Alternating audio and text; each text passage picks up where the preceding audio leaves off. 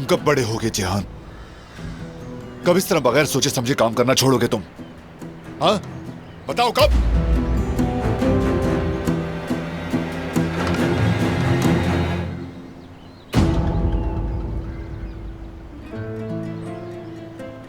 हम डर गए थे बहुत।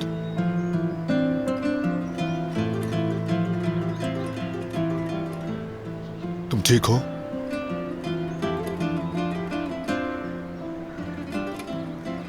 दोबारा कभी ऐसा मत करना, सुन लिया तुमने? आप लोगों ने कैसे ढूंढा मुझे?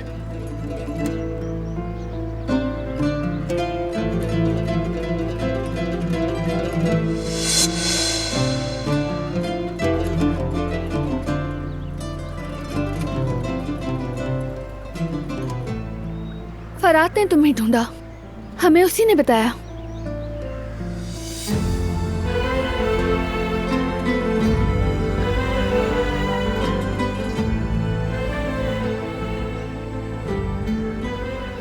चलो अब घर चलें, सब बहुत परेशान थे। चलो